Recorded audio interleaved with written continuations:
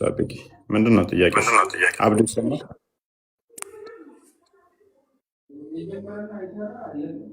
ምንድን ነው ጥያቄሽ? እሺ፣ ስለ ስላሴ ትንሽ እንድታስረዳኝ ነበር። ምንድን ነው ስላሴ ላይ ጥያቄሽ?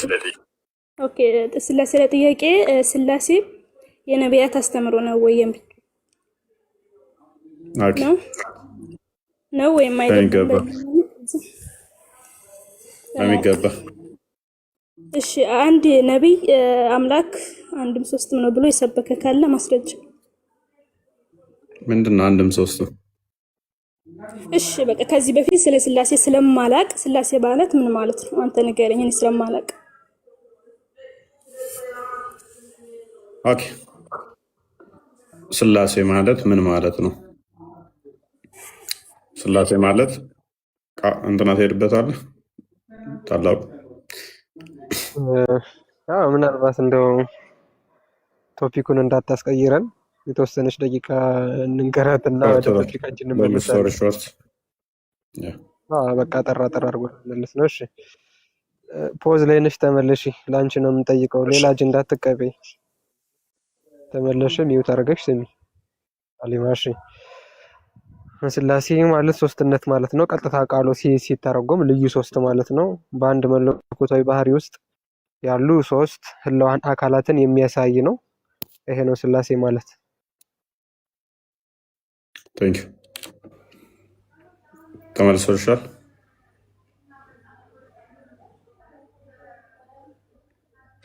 ሀሊማ አለውኝ ነኝ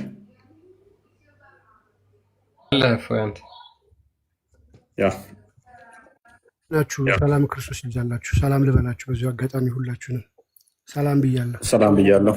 ሁላችሁም ሰላም ብለናል። መልካም ኦኬ። እሺ አብዱ ይሰማል? ሁለት አብዱ አላችሁ ከስር፣ አንዋርም አለ። ይሰማል? አሁን ኔትወርክ ትሰማለህ? እንኳን ደህና መጣህ። ትንሽ ኔትወርክ አስቸግራኝ ነው። ይሰማል አሁን ላይ? አሁን እኔ ይሰማል። እንኳን ደህና ቆይ። ተቋጥሮብኝ ነበር። አንዴ ልጨርስም። አብዱ ይቅርታ ወንድሜ። ጨርሽ። ሰላም ነው። እሺ አንዴ አብዱ ትቀጥላለሽ። እሺ ሀሊማ ምንድን ነው? እሺ ሌላ ምን ቀረሽ? አሁን እንደዚህ ያብራራኸውን ነገር የነቢያት አስተምሮ ነው ስላሴ ስላልክ፣ እስኪ አንድ ነቢይ አምላክን በዚህ መልኩ የገለጸ ነቢይ ከባይብል ውስጥ ብታሳየ ደስ ይለኛል። ያው እርግጠኛ ለመሆን ያክል ለመረዳት ያክል። ኦኬ አንቺ አድክም ነሽ። መዝሙረ ዳዊት ምዕራፍ 33 ቁጥር 6 ነው። አንዴ አይ ቲንክ ቼክ አድርግልኝ።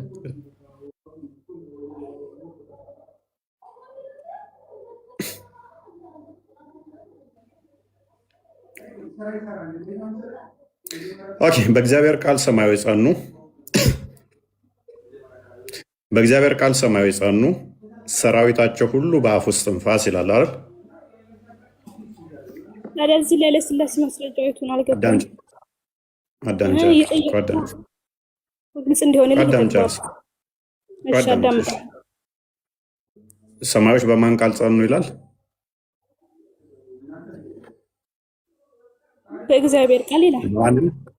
ስለዚህ እግዚአብሔር ቃል ሰማዮችን የፈጠረ የዘረጋ ነው። አፍ ውስጥ ትንፋስም እንደዛው። ስለዚህ ትንፋሱ እግዚአብሔርን መንፈስ ቅዱስ ብለን እንጠራለን።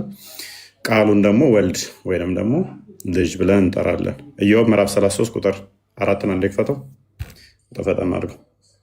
አሁን እዚህ ላይ ስላሴን እንዴት ነው የሚያስረዳው? ወይም ይሄን እንደዚህ ብሎ የተናገረው ነብይስ ማን ነው? ኦኬ ሀሊማ አዳምጪ። እኛ ቃልን አካላዊ ቃል ነው ብለን እሺ፣ አዳምጪ። ቃሉን የእግዚአብሔር ቃል እሱ አካላዊ ነው፣ የአብ የባህሪ ልጁ ነው ብለን ነው የምናምነው። ስለዚህ ያ ቃሉ ፈጣሪ ነው፣ እስትንፋሱ መንፈስ ቅዱስ ፈጣሪ ነው ብለን ነው የምናምነው። ስለዚህ በደንብ አስተውይ። ላስቆም አንዴ። ያኔ እንዲህ እየገባኝ እኮ እንዴት ነው፣ ችግር የለውም። ያኔ ግልጽ እንደሆነልኝ ነው። እና እዚህ ላይ ቃሉ ፈጣሪ ነው እንደዚህ መንፈስ ቅዱስም እያለ የተናገረው ነብይ ወይም አንድ ነብይ ማለት ነው። እንደዚህ የተናገረው ያው ፊት ለፊትሽ የእግዚአብሔር መንፈስ ምን አለኝ ይላል። የእግዚአብሔር መንፈስ ምን አለኝ ይላል። ፈጠረኝ ይላል። መንፈስ ፈጠረኝ እኮ አይደለም የሚለው እግዚአብሔር ነው። የእግዚአብሔር መንፈስ ምንድን ነው? ፈጣሪ ነው? ፈጣሪ አይደለም? የእግዚአብሔር ከሆነ ይሄው እየተናገረ ፈጠረኝ ይላል። ግን መንፈስ ከሆነ ያልከው እዚህ ላይ መንፈስ ፈጠረኝ የሚል አዳም ዝም ብሎ መንፈስ አይደለም። የእግዚአብሔር መንፈስ ፈጠረኝ፣ ሁሉን የሚችል የአምላክ እስትንፋስ ህይወት ሰጠኝ። ህይወት የሚሰጠው ማን ነው እህታችን?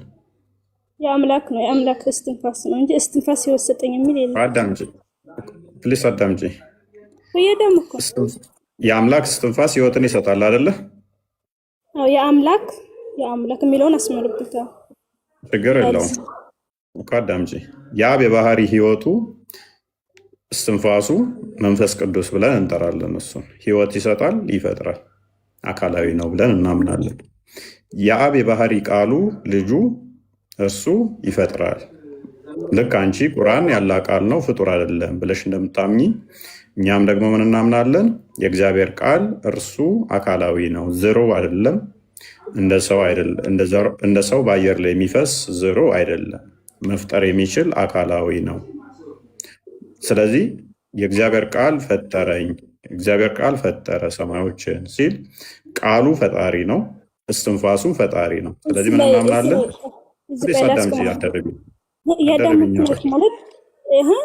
ግልጽ ያልሆነልኝ እኮ የጠየኩት የምንግባባው እዚህ ላይ የእግዚአብሔር መንፈስ ፈጠሪ ነው የሚለው ወይስ መንፈስ ራሱን ችሎ ፍጡር ነው ወይም ፈጣሪ ነው ይላል? እዚህ ላይ ባመጣው ጥቅስ መሰረት እኛ ፍጡር ነው ለማህታችን መንፈስ የእግዚአብሔር መንፈስ ፍጡር ነው እንላለን እንዴ? የእግዚአብሔር የባህሪ ህይወቱን እኮ ነው። አዳምጪሽ፣ የባህሪ ህይወቱ የባህሪ እስትንፋሱ አካላዊ ነው፣ መፍጠር የሚችል ነው። በደንብ አስበይ። ስለዚህ እግዚአብሔር የአብ የባህሪ ህይወቱ የአብ የባህሪ እስትንፋሱ ፍጡር ሳይሆን ፈጣሪ ነው፣ የሚፈጥር ነው። ስለዚህ ፈጠረኝ ሲል የአላህ እስትንፋሱ ፍጡር ነው እንደ እህታችን አይደለም። ወደዛ እንሄዳለን። እስልምና ላይ ለመጠየቅ ስለሆነ የምንመጣው። ስለዚህ ተረጋጊ። አዳምጪ። የእግዚአብሔር መንፈስና መንፈስ ፈጣሪ ነው ማለት ይለያል ወይስ አይለያይም? ኦኬ፣ እንደዚህ አድርገሽ ነው አንቺ እያሰብሽ ያለሽው።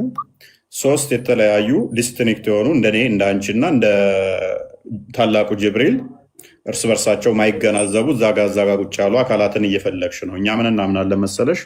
አንዱ በአንዱ ህልው ናቸው፣ በኩነት ይገናዘባሉ ብለን እናምናለን። ስለዚህ አንዱ በአንዱ ህልው መሆናቸውን ስለምናምን አንዲት መለኮት አለች ብለን ስለምናምን በአካል ሶስት ብንልም በመለኮት አንድ ብለን ስለምናምን አንቺ እየጠበቅሽ ያለሽው 3% ዲስቲንክት የሆኑ በማንነትም በምንነትም የተለያዩ የተነጣጠሉ እንደዛ እየጠበቅሽ ስለሆነ ነው። ኤኒዌይስ ክርስቲያን ምታነበቃለ ቀጥልሽ። እሺ በአካል ስንት ነው? አሁን በተናገር መሰረት በአካል ላንብብልሽ። ያው ምናልባት ይሄ በጣም ግልጽ ይመስለኛል። የጥቅስ መጽሐፈ ጥበብ ምዕራፍ 1 ቁጥር 7 ላይ ምን ይላል መሰለሽ?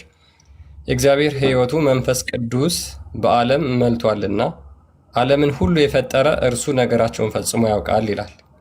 ስለዚህ የእግዚአብሔር መንፈስ ምንድነው ማለት ነው? ፈጣሪ ነው።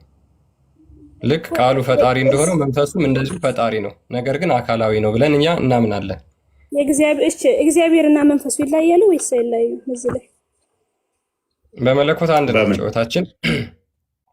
እግዚአብሔር የሚለው ውስጥ መንፈስ ቅዱስ አይካተትም ማለት ነው። ያኔ እግዚአብሔር የሚለውና መንፈስ የሚለው የተለያዩ ናቸው። እዚህ በመጣው ጥቅስ መሰረት ትንሽ ግራ ስለገባኝ ነው።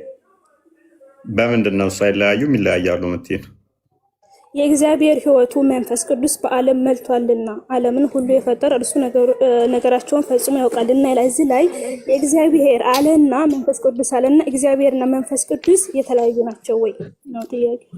ኦኬ ያለሽ እኛ ሶስት አካል እናምናለን ታላቁ ብሎሽ ነበር ቅድም። ስላሴ ማለት ሶስትነት ብሎ ሲነግርሽ ልክ በኩነት አስተምሮ ምን እናምናለን መሰለሽ? ልብ፣ ቃልና እስትንፋስ ብለን እናምናለን። ስለዚህ እግዚአብሔር ወይንም ደግሞ አብ ቃል አለው፣ የባህሪ ቃል አለው። ሚዩት አይደለም፣ ወይንም ደግሞ ልክ እንደ ዲዳ አይደለም። ቃሉም ደግሞ እንደኔና እንዳንቺ ድምፀት አይደለም። የባህሪ ቃል አለው። ያ ቃሉ ፈጣሪ ነው። የአብ የባህሪ ቃሉ ፈጣሪ ነው። አምላካችን ሙት አይደለም፣ እንደ ድንጋይም ግዑዝ አይደለም። የባህሪ ህይወት፣ የባህሪ እስትንፋስ አለው። ያ እስትንፋሱ መንፈስ ቅዱስ ተብሎ ይጠራል። ኦኬ፣ ስለዚህ እስትንፋሰ እግዚአብሔር ተብሎም ይጠራል። ስለዚህ በአዳምጠኛ ፕሊስ አደረብኝ። በአካል ይለያሉ፣ በአካል አንድ ነው ብለን አናምንም። ስለዚህ የባህሪ ህይወቱን መንፈስ ቅዱስ ወይንም እስትንፋሰ እግዚአብሔር ብለን እንጠራለን። የባህሪ ቃሉን ደግሞ የአብ የባህሪ ቃሉን እሱ ወልድ ልጅ ወይንም ደግሞ ቃል ብለን እንጠራዋለን። ይህንን ከተገነዘብሽ፣ ስለዚህ አምላካችን ምን አለው? በደንብ አስተውይ። ሶርሱ አምላካችን ምን አለው? ቃል አለው፣ ህይወት አለው። አምላካችን ያለ ህይወቱ የኖረበት ዘመን የለም፣ ያለ ቃሉ የኖረበት የለም። ስለዚህ ቃሉ ፍጡር አይደለም፣ የባህሪ ህይወቱም ፍጡር አይደለም። ስለዚህ ቃሉ ፈጣሪ ነው። ፕሊስ አንዳደርብኝ። ቃሉ ፈጣሪ ነው፣ የባህሪ ህይወቱም ፈጣሪ ነው። ስለዚህ ሶስት አካል አለ ስንል ከዚህ አንጻር ነው። ለምሳሌ አንቺ አላህ ቃል አለው ብለሽ ታምኛለሽ። ያ ቃሉ ፍጡር ነው ብለሽ ምንድነው ምላሽሽ? ፍጡር አይደለም። ቃሉ ፍጡር ነው። ኦኬ፣ ቃሉ እጁ ነው። ቃሉ እጁ ነው ማለት ቃሉን እጁ ብለን መጥራት እንችላለን። ቃሉና እጁ ይለያያል አይለያየም? ኦኬ፣ ቃሉ እንደኔና እንዳንቺ ዝርው ነው፣ ድምፀት ነው። እኔ አልገባኝም ስጀምር ጥያቄ። እሺ፣ ህይወት አለው አይደል አምላክሽ? ችግር የለውም። ኦኬ፣ አንዴ አምላክሽ ህይወት አለው አይደል? ህያው ነው፣ ሙት አይደለም። አዎ ህያው ነው፣ ዘላለማዊ ነው።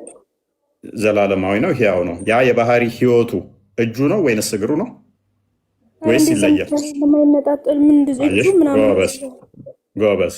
አየሽ፣ እናንተ ጋር እጁ ራሱ ስንት እንደሆነ አይታወቅም። እግሩ አንድነት የተሰካካ ነው የተነጣጠለ ነው አይታወቅም። እኛ እናንተ ጋር ይታወቃል ማለት ነው። እናንተ ጋር ይታወቃል። ሊስን አንድ አዳምጪ ደርቢ ማለት ጥያቄን እኮ ወደ እስልምናው ገባ ደግሞ ምን ጥያቄ ያነሳለሁ? ቆንጆ ነው መጠየቅሽ። አየሽ፣ ቆንጆ ነው፣ እንግባባለን። እንደዛ ከሆነ አይ ቲንክ ዮሐንስ ወንጌል ምዕራፍ 14 ላይ ቁጥር 11 ወይም 9 ላይ መልሰዋል። እኔ በአብ እንዳለው አብን በእኔ እንዳለ ይህንን ማኑ ይላል። እኛ አንዱ በአንዱ ህልው ናቸው ብለን እናምናለን። አሁን ይህንን አንቺ ጋር በጠይቅሽ አመልሽም። እጁና ትከሻው የተገናኘ ነው የተነጣጠለ ብልሽ አመልሽም። እኛ ጋር ግን አንዱ በአንዱ ህልው ናቸው። አንዱ በአንዱ ህልው ናቸው። መነጣጠል ማለት ምን መነጣጠል ማለት ምን ማለት ነው? ነጣጥለሽ ምን እንደዚህ ሶስት ቁጭ አድርገሽ የምታስቀምጪ ሶስት አካል በቁጥር ደረጃ አስቀምጣችሁት አይደለ? አምላክ ሶስት አካል አለው ብላችሁ አይደለ? እሺ፣ አሁን ወደ መጀመሪያ ስመለስ አንድ አዳምጪኝ። 3 2 1 ተብሎ ራሱ አይቆጠርም። ነገር ግን ሶስት ስንል ሶስት አካላት አሉ። ያ ቃል አለው አምላካችን፣ የባህሪ ቃል አለው፣ የባህሪ ህይወት አለው። ይነጣጠላሉ። አንዱ የሌለበት አንዱ የሚኖርበት አለው የለም። ምክንያቱም አምላካችን አብ ባለበት ሁሉ ባለበት ዘመን ሁሉ አብ ባለበት በተነገረበት ቅጽበት ሁሉ ወልድ ይጠራል። አብ ባልሽበት ላይ ቃሉን እየጠራሽ ስለሆነ ልጅ አይምን አባት እያልሹ ስለሆነ ያለ ባህሪ ህይወቱ ደግሞ ሊኖር ስለማይችል ማለት ነው። የባህሪ ህይወቱ መንፈስ ቅዱስ ነውና ለዛም ነው ዮሐንስ ወንጌል ምዕራፍ 1 ላይ ቁጥር 18 ላይ በአብ እቅፍ ያለ ይለዋል። በአብ እቅፍ ነው ያለው። ስቲል በምድር ቢገለጥ በአብ እቅፍ ስቲል ነው። ስለዚህ እነዚህ ተነጣጥሎ ሶስት ቁጭ ያሉ እንደናንተ አድርገሽ አትሳዩ። እኛ አምላክ ፓርቶች ኖረውት ሆሉ በፓርቶች የተገነባ ነው ብለን አናምንም። ፓርቶቹ ሆሉን የገነቡት እንደዛ ስለማናምን፣ ስለዚህ እጅግር ምናምን ነገሮች ተገጣጥመውለት እነኛ ፓርቶቹ ከዛ ሆሉን ገንብተው ሶስት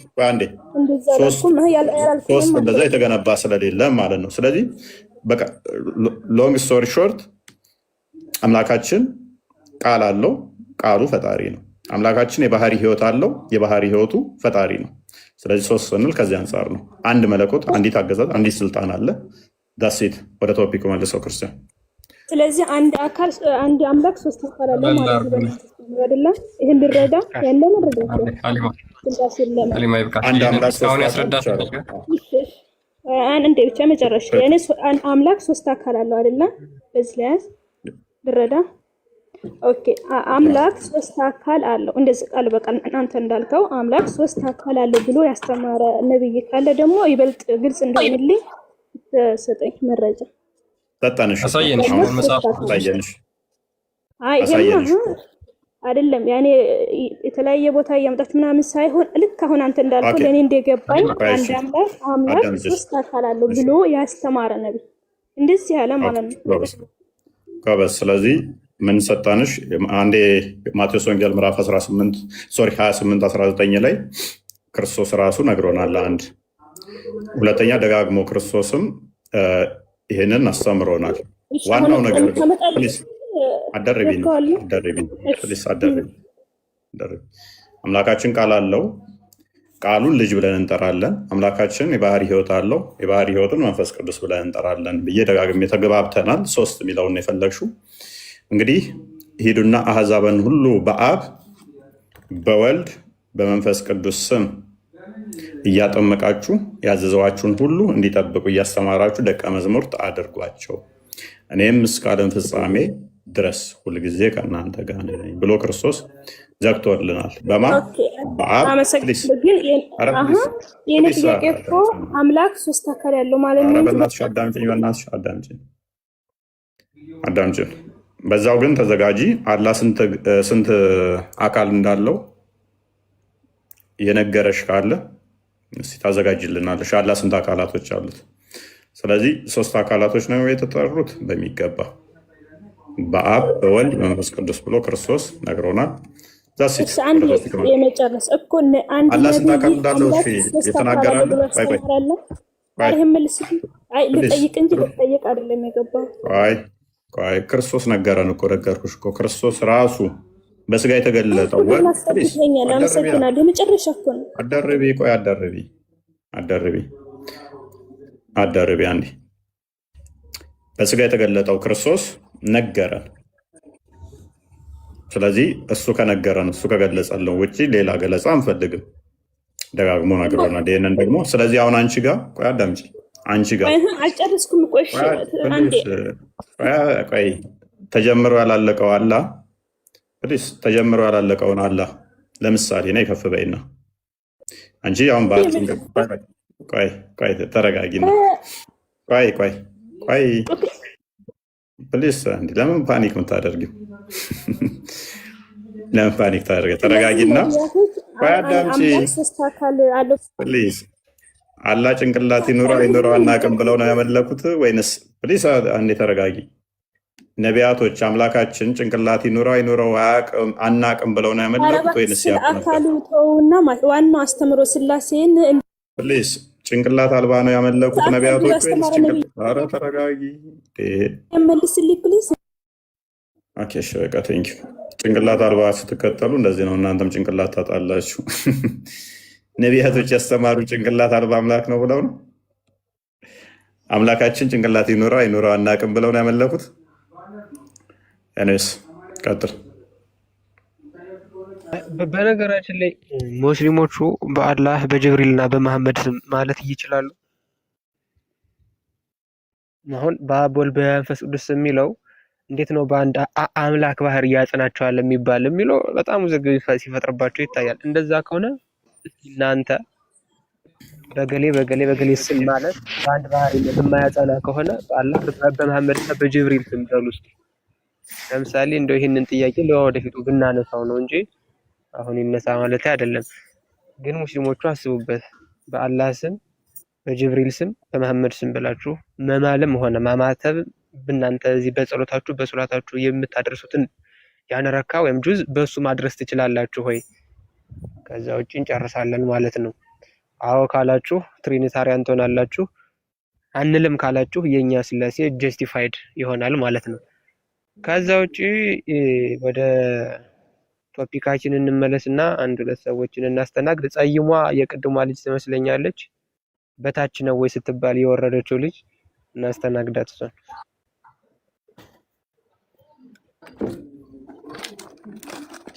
ጸይሟ ተመልሰሻል አለሽ? የለሽም? ጸይሟ ገብታችሁ ዝም አትበሉ፣ ማውራት አለባችሁ። ጸይሟ የለችም። አንዋር ሳለ ቆይ አንዴ ሰብሪ አንተ ነው ምናምን አንዋር አለ። አንዋር ኡመር አንዋርም የለም ወይ ጉድ። እሺ ሰብሪን ቀጥል። ቀጠልኩ። ጥያቄ አይደለም ጥያቄ ነው እንዴት ዋልክ? ሰላም ነው? አልሐምዱሊላህ እግዚአብሔር ይመስገን። አላህ ወዴት ነው ያለው?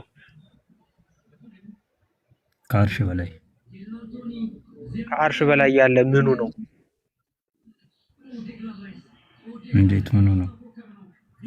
ዛቱ ነው ወይስ ሲፋቱ ነው ወይስ ኢልሙ ነው? ምኑ ነው ከአርሽ በላይ ያለው? ህልሙ ነው? ህልም ነው እንደ እየነገርኩ ያለሁት ህልም ነው እንደ ጠይቅ ኢልም ነው ያልኩ። ህልም ሳይሆን ኢልም እውቀት ማለት ነው በአረበኛ ኢልም። ዛቱ ነው ወይስ ሲፋው ነው ወይስ ምኑ ነው ከአርሽ በላይ ያለው? አምላክ አይታይም። ይታያል ወይ? አይደለም ጥያቄ። ከአርሽ በላይ ያለ ምኑ ነው ነው ጥያቄ። እኔ አሁን ይኸውልህ ጥያቄ ልጠይቅ ነው። ይኸውልህ ምናምን አትበለኝ። ይኸውልህ ምናምን አትበለኝ። ከአርሽ በላይ ያለ ምኑ ነው? ስላላህ የምታውቀው ነገር የለም? እሱን የራሴ ያውቃለሁ። እኔ ጥያቄ ልጠይቅ ነው ገባሁት። እንደዛ ከሆነ ለእኛ ንገረና። ከአርሽ በላይ ያለ ምኑ ነው? አሁን ጥያቄን ትሰማለህ ወይ አትሰማም? ከአርሽ በላይ ያለ ምኑ ነው? ከአርሽ በላይ ያለ ምኑ ነው? ይኸውልህ እኔ አሁን ለአንተ ብነግርህ አትረዳም፣ አይገባም። ከአርሽ በላይ ያለ ምኑ ነው? ኢየሱስ ክርስቶስ ከአርሽ በላይ ያለ ምኑ ነው? አንዴ አዳምጥ። ኢየሱስ ክርስቶስ ብልት አለው የሚል ሰው ምንድን ይሰማኝ? ባስረዳ ምንድን የምሰማኝ አንተ? አላህማ ብልትም የወንድ ብልትም አለው ማህፀንም አለው ስንት ነገር አለው አለ። እሱን ደግሞ ማሳየት ይቻላል። እሱን ተወውና አሁን ወደ ቶፒኩ እንመለስ። አንዴ ቆይ ሰብሪን እኔ ላስረዳ። እኔ ስለማትረዳኝ አንተ ማስረዳት እኔ ጥያቄ ለመጠየቅ ነው ገባሁት። አትረዳኝም። መጀመሪያ ስላላህ መስከራ መጀመሪያ ስላላህ መስክር። ከአርሽ በላይ ያለ እኔ ምኑ እኔ ጥያቄ ልጠይቅ ነው ገባሁት። መቀበል አለብህ። እኔ አላህ ብልት ስለዚህ የምታውቀው ነገር የለም። ኒው ታርግና ቁጭ እኔ ስለ እምነቴ ተው። አንተው መጽሐፍ ከፋሽ ዝም ብለህ ክፈት። ኒው ታርግና ቁጭ መጽሐፍ ከፋሽ ይኸውልህ መጽሐፍ ከፋሽ ነህ ሰብሪ። አንተ ማስረዳት ወይ እንስቶታለህ ሰብሪ። አሁን አለ ኢየሱስ ክርስቶስ ብልት አለው ያልከው መልስ ስጠኝ ነው አልኩህ እኔ። እስቲ መጽሐፍ ቅዱስ ላይ ንገረኛ፣ እኔ መልስ እሰጥሃለሁ። ብልት አጣ እንደ አንተ የለም። አንተ በሰው ታምናለህ ማለት ነው። ኢየሱስ ክርስቶስ ሰው ነው ማለት ነው። ቆይ አላህ ብልት አለው? ቆይ አላህ ብልት የለውም ማለት ትችላለህ አንተ? እኔ ስለ አላህ አይደለም የጠየኩህ፣ ስለ ኢየሱስ ክርስቶስ የሰጠው መልስ ብልት አለው በሱ አምናለሁ ብላል። አዳም ሰውን በግምና ለማሳመን ይሞክራል። እፎይ ይወላ በውቅ አትሱ እዚህ ቤት የገባኸው ለጮህበት ሳይሆን ሀሳብ ካለ ትጠይቃለህ። ችግር የለውም። አላህ ብልት አለው? አንተ ምን ስለሆንክ ነው የምትጠይቀኝ? እኔ ስለ አንተ ነው። ኢየሱስ ክርስቶስ ብልት አለው ያልከው የቱ ጋር ነው? አሳየኝ። አይ ተረጋጋ።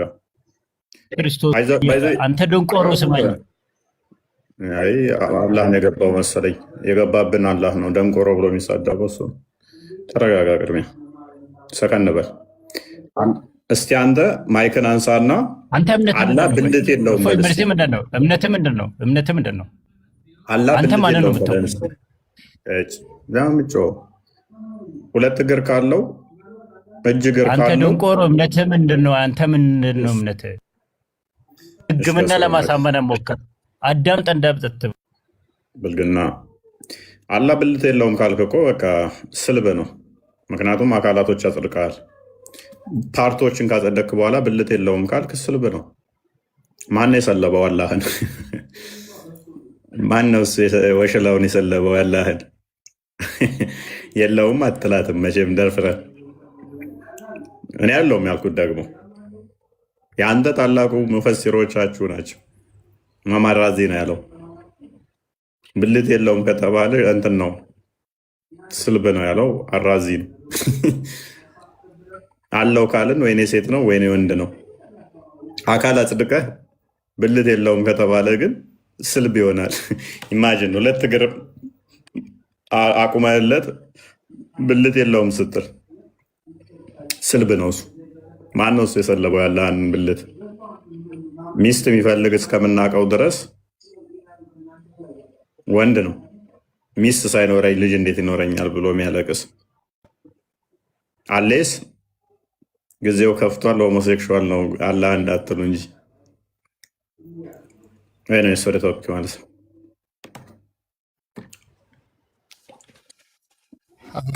አንዋር ኡመር አለ። ክርስቶስ በስጋ የተገለጠ አምላክ ነው። ክርስቶስ በስጋ የተገለጠ ሕያው አምላክ ነው። ስለኛ የባሪያውን መልክ ይዞ የመጣ ነው። ብልት ሲሉ የምንሸማቀቅ ይመስላቸዋል። ማለት ማንኛውም አካል ብልቶቻችን አንዱ ከአንዱ የሚለዩ አሉ። ሁሉም ከብረው የተፈጠሩ ናቸው።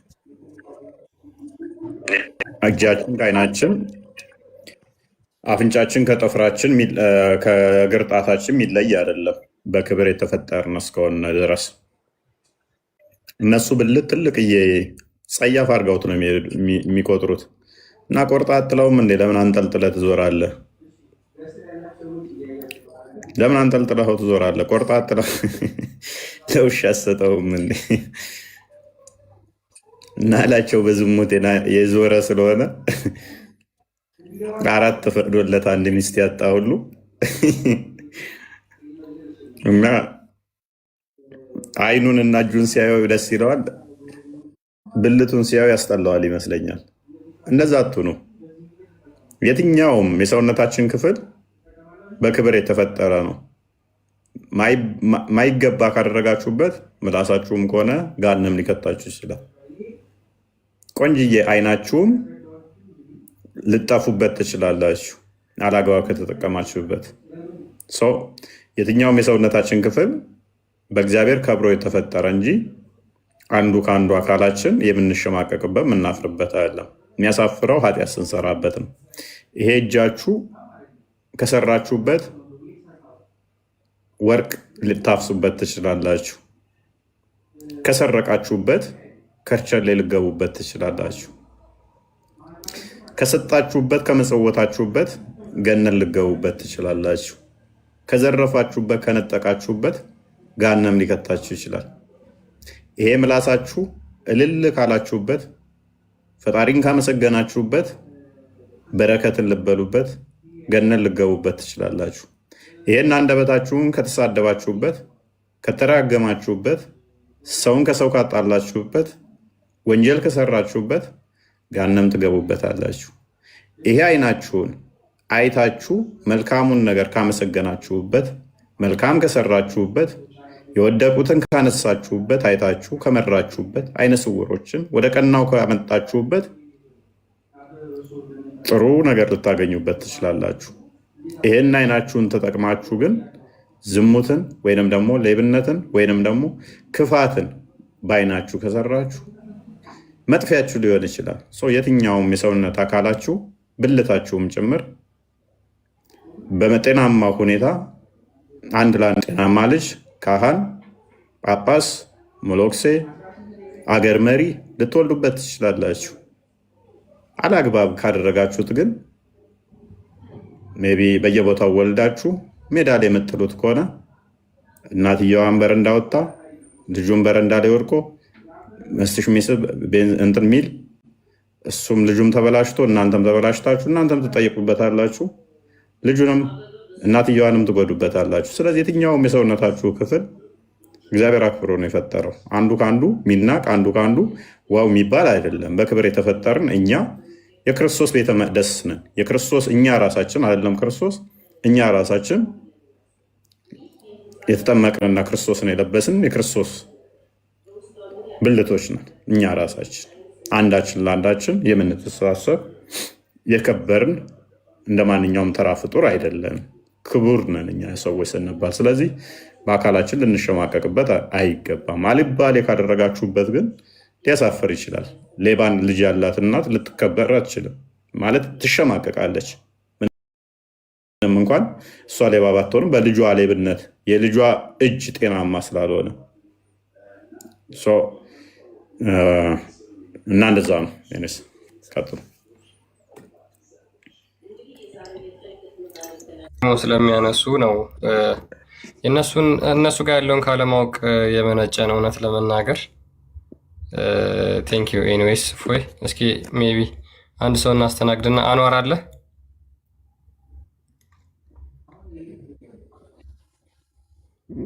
አንዋር ካሊድ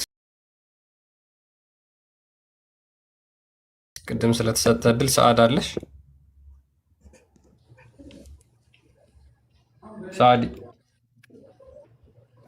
አለሁኝ። እንዴት ናችሁ? ሰላም ነው። እንኳን ደህና መጣሽ። እንኳን ደህና ቆያችሁኝ። ጥያቄ ነበረኝ።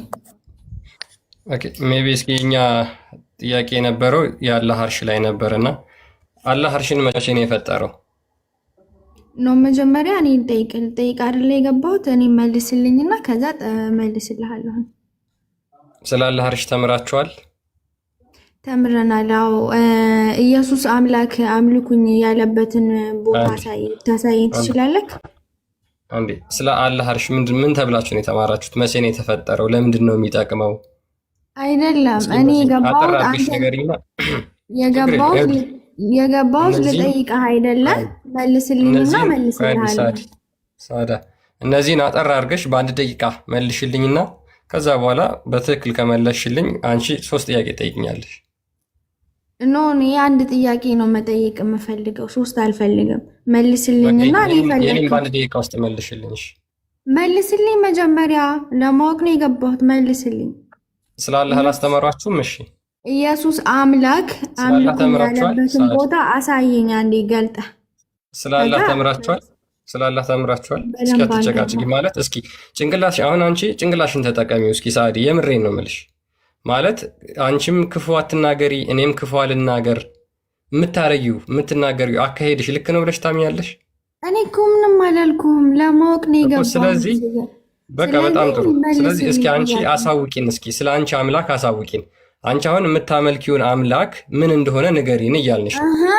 አንተ አለን ኢየሱስ አምላክ ነው እያልክ ያለው እኮ አንተ ነህ። ስለዚህ አዎ ኢየሱስ አምላክ እንደሆነ እኔ አምናለሁ። አንቺ ደግሞ የምታምኚውን አላህ ንገሪን እያልክሽ ነው። እስኪ ንገሪን ስለ አላህ።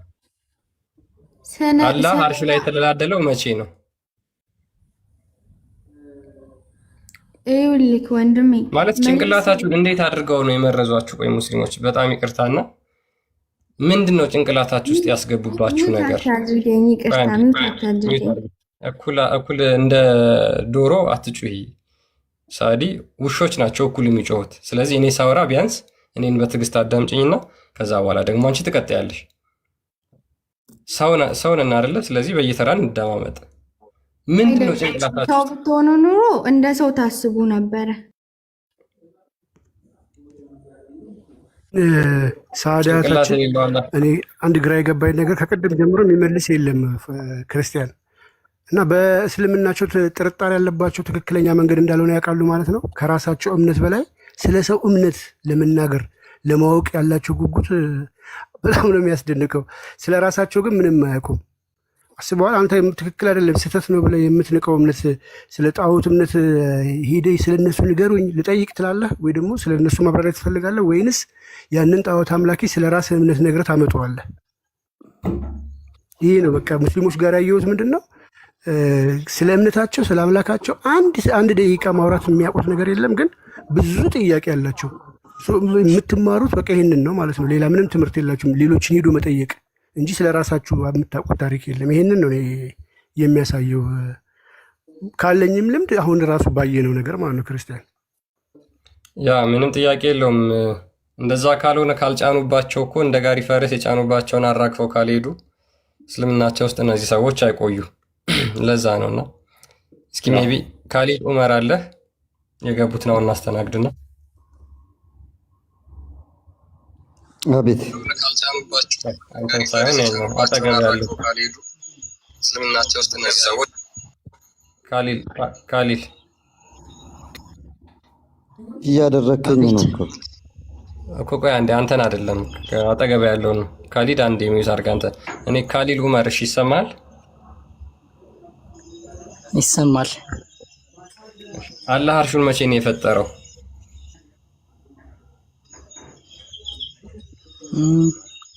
ጥያቄ ልጠየቅ ነው እኔ መጠየቅ ነበር የምፈልገው የኔን ጥያቄ መልስልኝ እስኪ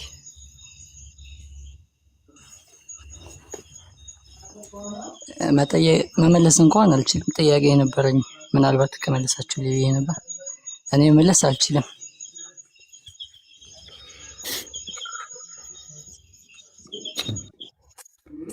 እሺ አረብኛ ስለሆነ የገባሽው በኢየሱስ ወይኔ እንዴት ነው ግን የምትኖሩት?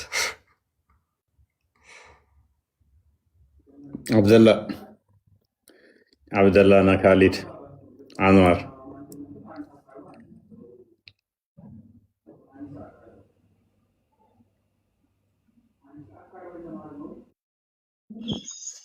አብደላ አለ።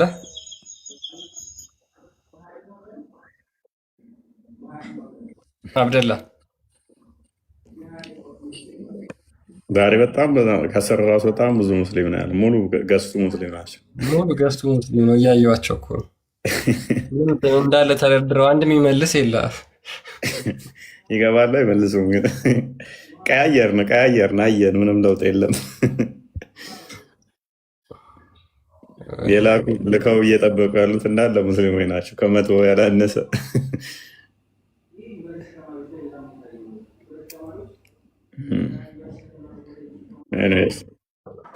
ሰላም እንዴት ነህ አብደላ? አልሐምዱሊላህ። እንዴት ናችሁ? ሰላም ናችሁ? ይመስገን። አይዋ ሰምተዋል? ጥያቄውን ይሰማል።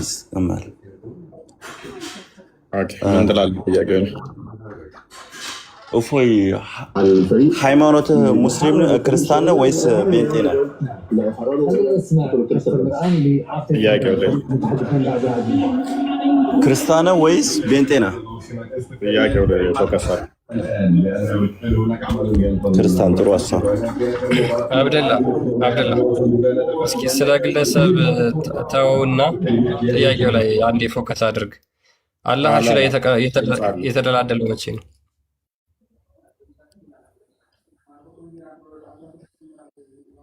አብደላ ከኋላ ሚት አለ። እሱን አስተካክል እና ቀጥል።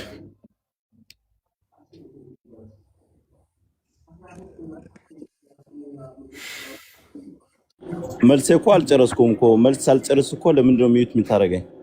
እኔ እኮ በትክክል ያዳመጥኩ ነው። ሳር ጫጫታ አለ ከኋላ፣ ለዛ ነው። ቆይ ልውጣ።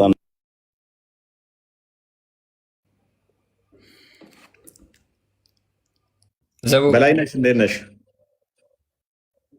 በላይነሽን ሰላም በሏት።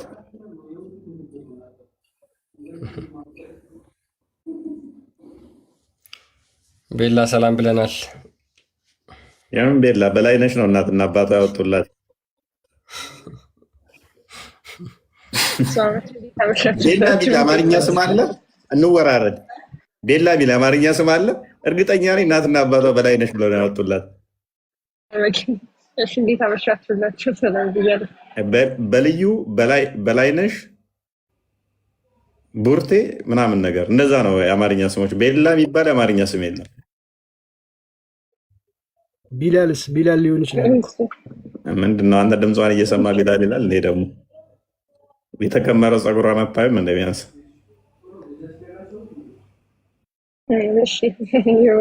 እንዴት ናቸው? ሰላም ብያለሁላቸው።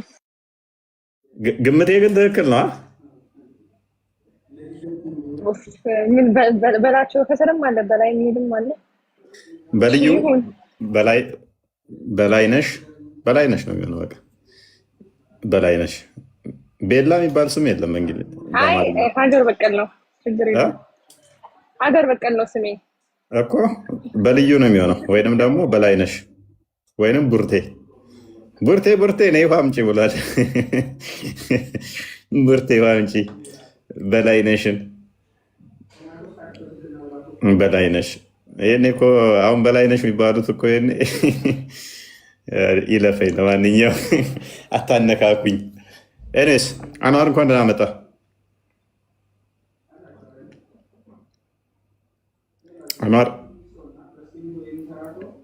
አንዋርን ሸኘው። ካሊድ ዘቡብ እስኪ ትቀጥል። እንኳን ደህና መጣ ካሊድ። እንኳን ደህና ቆያችሁ። መልካም። አላህ ከአርሽ በላይ ከሚሉት ነህ? እንዴት ነው? ቅድም እኮ መለስኩልህ ሁሉንም ማለት ነው። እና ከባይብል መስረጃ ጠይቀህኝ ነበረ። የሐዋርያት ስራ አመጣውልህ። እንግዲህ እግዚአብሔር በሰማይ ውስጥ እንዳለ ነው። እሺ እግዚአብሔር በሰማይ ውስጥ ምን እንዲጠቅምህ ነው ያመጣው? እግዚአብሔር በሰማይ ውስጥ ነው ብለህ አንተ ነህ እኮ ቅድም መስረጃ ጠየከኝ፣ መስረጃ መጣሁልህ። እስኪ ቁጥር ስንት ላይ? ሐዋርያት ሥራ ምዕራፍ ስንት? አንድ የክርስቲያን ክፈተው። ሐዋርያት ሥራ ክፈት እስኪ። ምንድን ነው ጥያቄው? ራሱ ምዕራፍ 7 ኦኬ፣ ምዕራፍ 7 ቁጥር 54 55 እሺ ምንድን ነበረ? አይዶ ነው ረስቼዋለሁ። አስታውሰኝ እስኪ። ፖይንት ራሱ ምን እንደሆነ አልገባኝም። ኤኒስ መንፈስ ቅዱስንም ተሞልቶ ወደ ሰማይ ትኩር ብሎ ሲመለከት የእግዚአብሔርን ክብር ኢየሱስንም በእግዚአብሔር ቀኝ ቆሞ አየና፣ እነሆ ሰማያት ተከፍተው የሰው ልጅም በእግዚአብሔር ቀኝ ቆሞ አያለሁ አለ። ምንድን ነው ጥያቄ? ኦኬ ቅድም እግዚአብሔር በሁሉ ቦታ የተሞላ ነው አልክ። እዚህ ላይ ግን በሰማይ ላይ እንዳለው ይናገራል። እኛ ደግሞ ቁርአናችን አራህማኑ አላል አርሽ እስተዋ ይላል ስንላችሁ እንዴት ከአርሽ በላይ ብቻ ይሆናል ትላላችሁ? ታዲያ እናንተሳ በሰማይ ያለው የተባለው እንደገና ደግሞ በቀኙ ነው፣ በግራ አይደለም። ግራ የለውም፣ ቀኝ ብቻ ነው ያለው። ስለዚህ የእናንተ እግዚአብሔር ራሱ ቀኝ ብቻ ነው ያለው። መልካም እሺ። መንፈስ ቅዱስንም ተሞልቶ መንፈስ ቅዱስ ምንድን ነው እሱ? ወንድማችን መንፈስ ቅዱስ ከስላሴ አንድ አካል ነው ብዬ ነው የሚያስበው እንግዲህ እንደምታስተምሩ። ጥሩ ጽቡቅ። ስለዚህ ተሞልቶ ወደ ሰማይ አየ አይደለ? መንፈስ ቅዱስ ፕሬዘንሱ በሱ ጋር ነበር ማለት ነው። መንፈስ ቅዱስ ባለበት ሁሉ ደግሞ አብና ወልዳሉ ማለት ነው፣ አንዱ በአንዱ ህልው ስለሆኑ። ወደ ሰማይ ትኩር ብሎ ሲመለከት ሉክ መንፈስ ቅዱስን ተሞልቶ ነው። መንፈስ ቅዱስ ደግሞ በሁሉ አለ ማለት አብ በሁሉ አለ፣ ወልድ በሁሉ አለ ማለት ነው። ወደ ላይም ቢያ አለ በሱም ተሞልቶም አለ። ኦኬ ሲመለከት የእግዚአብሔርን ክብር ማንን? ኢየሱስን ማለት ነው። የእግዚአብሔር ክብር ኢየሱስ ነው። ዮሐንስ ወንጌል ምዕራፍ 1 ላይ እናየዋለን። እሺ ትኩር ብሎ ሲመለከት የእግዚአብሔርን ክብር ኢየሱስንም በእግዚአብሔር ቀኝ ቆሞ አየና፣ እነሆ ሰማያት ተከፍተው የሰው ልጅ በእግዚአብሔር ቀኝ ቆሞ አያለሁ አለ። ስለዚህ ማንን አየው ማለት ነው? ክርስቶስን አየው። ከዛ ምን አለ? በታላቅ ድምፅም ከፍ አድርግልኝ፣ ትንሽ ከፍ አድርግልኝ። እስጢፋኖስ እንግዲህ እየወገሩት ነው። እየወገሩት በነበረበት ሰዓት ላይ ክርስቶስ መስቀል ላይ ሆኖ ያስተማረውን ዲያቆኑ እስጢፋኖስ በድንጋይ ሲወግሩት ምን አየ? በመጨረሻው ሰዓት በመጨረሻው ቅጽበት ላይ ምን ታየው? ክርስቶስን ታየው ማለት ነው። በእግዚአብሔር ክብር በእግዚአብሔር ቀኝ ቆሞ፣ ቀኝ ክብርን ስልጣንን ያንን የሚያሳይ እንጂ ዳይሬክሽንን አይደለም ነሰርሊ። ነገር ግን ይሄ መገለጥ ነው።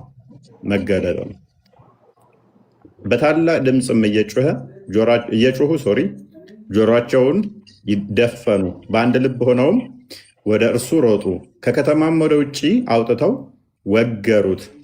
ምስክሮቹም ልብሳቸውን ሳውል በሚባል በአንድ ጎበዝ አጠገብ አኖሩ። እስጢፋኖስም ጌታ ኢየሱስ ሆይ ነፍሴን ተቀበል ብሎ ሲጣራ ይወግሩት ነበር። ተንበርክኮም ጌታ ሆይ ይህን ኃጢአታቸውን አትቁጠር ብሎ በታላቅ ድምፅ ጮሆ ይህንንም ብሎ አንቀላፋ። ሳኦል በእርሱ መገደል ተስማምቶ ነበር። ስለዚህ እስጢፋኖስ ሲገደል ነፍሱን እንዲቀበለው ለጌታ አደራ ሰጠ።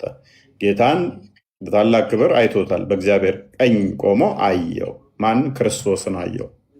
ያ በመስቀል ላይ ስለኛ ስለአንተ የተሰቀለልን በመስቀል ላይም ሆኖ ኃጢአታቸውን ይቅር በላቸው ብሎ ራሱ ኃጢአት ይቅር የሚለው ኃጢአት ይቅር ማለት እንዳለብን ወይንም ደግሞ ይቅር በሏቸው ብለን እኛም መጸለይ እንዳለብን ያስተማረን ክርስቶስ እስጢፋኖስ በተመሳሳይ ሲወገር ኃጢአታቸውን ይቅር በላቸው ሲል ክርስቶስን በውግራቱ ላይ ሲመለከተው ነበረ። ዮሐንስ ወንጌል ምዕራፍ 1 ላይ ቁጥር 14 አንድ የክፈተው። ክብሩን እንዴት አስቀድሞ ዮሐንስም እንዳየው ያ ክብሩን እንዳየ ነው ይናገረዋል ማለት ነው። ቁጥር 14 ላይ እንደዚህ ይላል፣ ቃልም ሥጋ ሆነ ጸጋና እውነትንም ተሞልቶ በእኛ አደረ፣ አንድ ልጅም ከአባቱ ዘንድ እንዳለ ክብር የሆነው ክብሩን አየ። ስለዚህ በታላቅ ክብር አይቶታል። ያ ክብሩ አንድ ልጁ የአብ ልጅ ክርስቶስ በስጋ ተገልጦ ያየው መገለጥ ነው። ይሄ በመገለጥ ነው እንጂ አምላክ መንፈስ ነው ብለን ነው የምናምነው። ሉቃስ ወንጌል ምዕራፍ 24 ቁጥር 39 አንዴ ቼክ አድርግልኝ። ዮሐንስ ወንጌል ምዕራፍ 4 ላይ ቁጥር 24 እንደሚናገረው ክርስቶስ እግዚአብሔር መንፈስ ነው። ያ መንፈስ የሚሰገድለት በእውነትና በመንፈስ ነው። እኔ ራሴ እንደሆነው እጆቼንና እግሮቼን እዩ፣ በእኔ እንደምታዩት መንፈስ ስጋና አጥንት የለውም እና እኔ እንዳሳችሁ እዩ አላቸው። መንፈስ የሚዳሰስ የሚነካ የሚታይ እንደዚህ ኮፐራል የሆነ አካል ያለው የሆነ የሚወሰን አይደለም። ስለዚህ እስጢፋኖስ ያየው በመገለጥ ነው፣ ሪቪሌሽን ነው። እሱንም ክርስቶስን አየው ማለት ነው። አምላክ መሆኑንም እዛው ማመን አለብህ። ይህን ክፍል ስጠቅስ ማመን አለብህ። ክርስቶስ ነፍስን የሚቀበል ነፍስ የሚቀበለው እንደ እስልምና ማን ነው? ነፍስ የሚያወጣ የሚቀበል ማን ነው? ካሊድ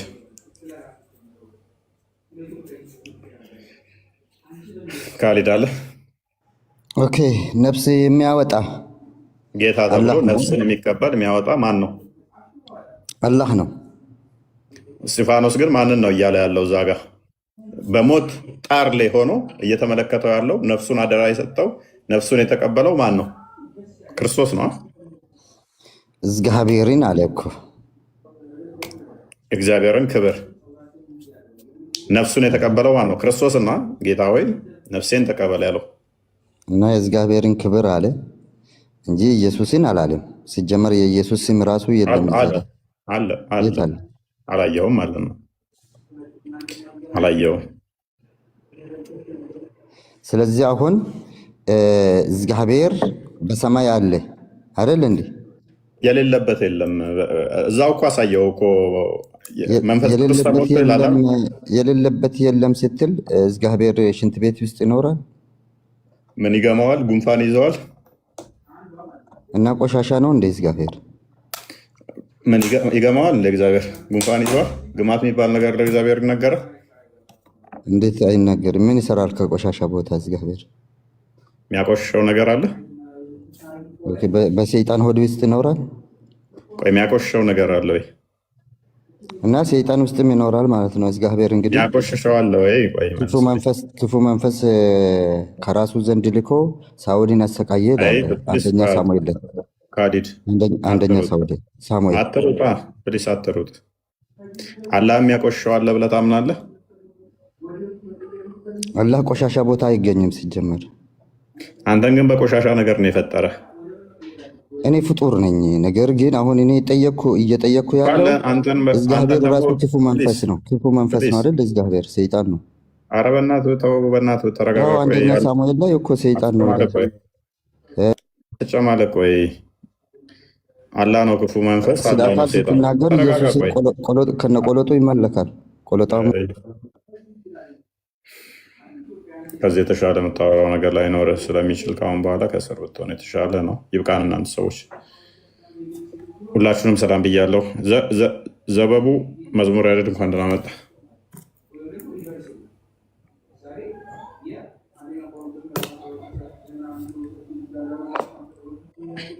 ፎይ እንዴት ናችሁ?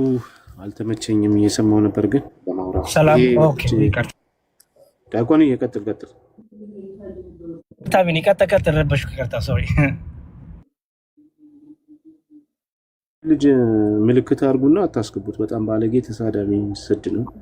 ለማወቅም ሳይሆን ኦልሞስት ለመሳደብና እንትን ለማለት ነው የሚገቡ እና ውስጡ ቤታችሁ ገብታችሁ ብታዩ በጣም የሚዘገንን ነገር ነው የሚናገረው እና ፕሊስ አታስገቡት። ከዛ በተረፈ እንግዲህ እግዚአብሔር በሰማይ ነው ብሎ ሐዋርያት ሥራን አምጥቶ ኢየሱስ ክርስቶስ አምላክ መሆኑን መስክሮ ነው የወጣው። እግዚአብሔር በሰማይ ነው፣ ግን በሰማይ ብቻ የሚል አላም ብቻ ነው የሚል አስተምሮ የለንም። እግዚአብሔር በሰማይም አለ በምድርም አለ፣ የሌለበት ቦታ የለም እና እግዚአብሔርን የሚያቆሽሸው ፍጡር የሆነ ባህሪ የለም። የእግዚአብሔር ባህሪ በማንኛውም ነገር አይቆሽሽም፣ የሚያቆሽሸው ነገር የለም። የእግዚአብሔርን ባህሪ የሚያረክሰው የለም። ኢቭን ሰይጣን እንዲኖር እንኳን እግዚአብሔር ሕይወት ካልሆነው ሰይጣን ራሱ መኖር አይችልም። በሲኦል ውስጥ ላሉ እንኳን ሕይወታቸው እግዚአብሔር ነው። ሲኦል ስላሉ እንኳን። ስለዚህ እግዚአብሔር የሌለበት ቦታ የለም። እኛ አስተምህሮታችን ይሄ ነው። እግዚአብሔር በምንም የትኛውን ፍጡር ባህሪ አይቆሽሽም። የእግዚአብሔርን ክብር ኢየሱስ ክርስቶስን በአብ ቀኝ ቆሞ አየው የሚለው ኢሳይያስ 40 ላይም ተቀምጧል። በዛው ኢሳይያስ 40 ቁጥር 3 ላይ ለአምላካችን መንገድን አስተካክሉ ጠማማው የሚስተካከል ይልና የእግዚአብሔር ክብር ይገለጣል ይላል። እዛ ክፍል ላይ ማለት ነው። ራሱ የእግዚአብሔር ክብር የተባለው እዛው ክፍል ላይ የእግዚአብሔር ተብሏል በመጀመሪያ። ከዛ መልሶ የእግዚአብሔር ክብር ይገለጣልና ብሎ ኢሳይያስ ላይ አስቀድሞ ትንቢት ተናግሯል። የሚገለጠው ራሱ እግዚአብሔር ነው። እግዚአብሔር ብቻም ሳይሆን የእግዚአብሔር ክብር የተባለው ኢየሱስ ክርስቶስ እንደሚገለጥ በነቢያትም የተነገረ ትንቢት ስለሆነ ማለት ነው። ስለዚህም እግዚአብሔር በሁሉ ቦታ የሚገኝ ቅዱስ አምላክ ነው እንጂ ቦታ፣ ጊዜ ምናምን የሚወስኑ አይደለም። እግዚአብሔር በሁሉ ስፍራ ያለ ነው፣ ምንም አያቆሽሽም። ይሄ የሰዎች ጭንቅላት ውጤት ነው።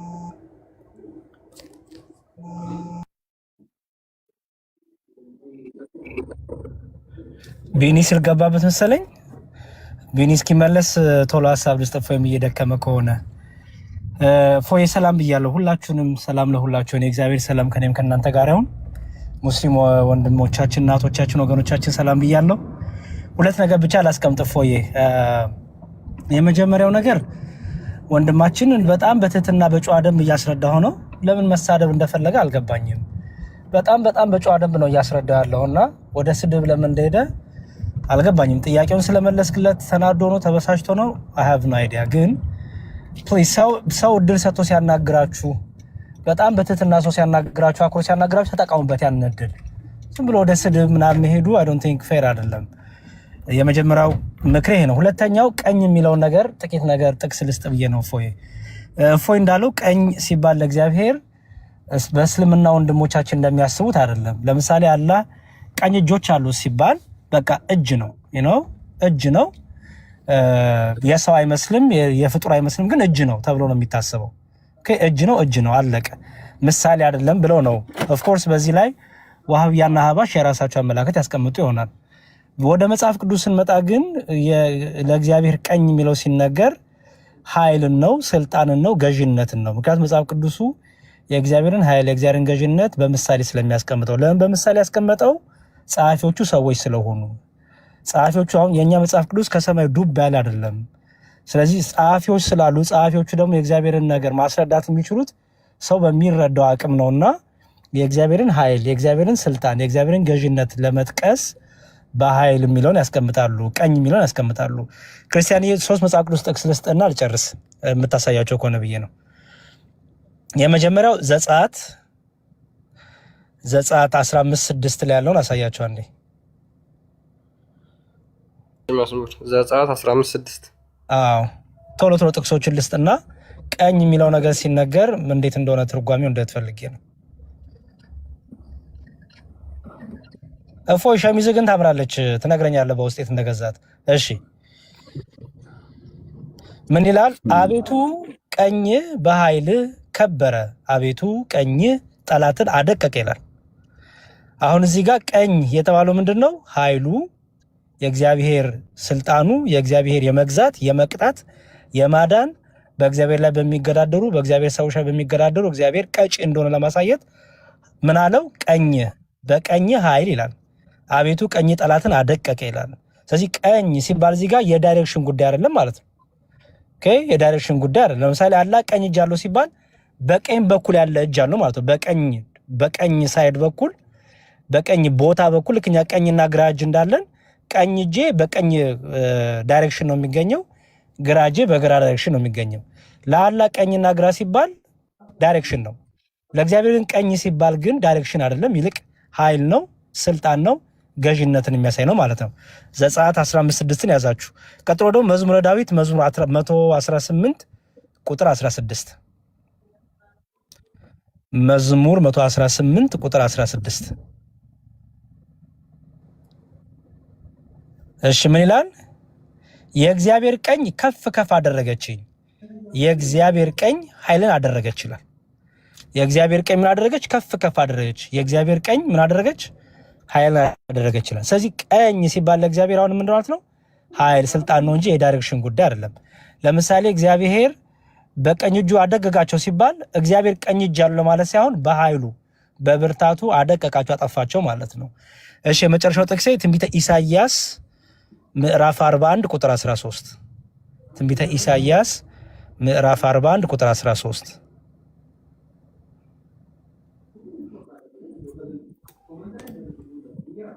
እሺ ምን ይላል? እኔ አምላክ እግዚአብሔር አለ ምን ይላል? አትፍራ እረዳሃለሁ ብዬ ቀኝህን ይይዛለሁና ይላል። አያችሁ ቀኝህን ይይዛለሁ ሲል እንደው ቀኝ እጅና ይዤው አወጣሃለሁ ማለት ሳይሆን ማለቱ ነው። ቀኝህን ይይዛለሁ ሳይሆን ብርታት እሰጥሃለሁ፣ እደግፍሃለሁ፣ አግዝሃለሁ፣ እኔ በደከምክበት ጉልበት ኃይል እሆንሃለሁ ሲል ነው እግዚአብሔር። ስለዚህ ቀኝ የሚለውን በዚህ መልኩ እንዲረዱት ለማለት ነው። እፎዬ በውስጥ ንገረኝ ሸሚዙን የት እንዳገኘው። ክርስቲያን እግዚአብሔር ይስጥልኝ። ሁላችሁንም አመሰግናለሁ። ቃሉ ይታሰማል።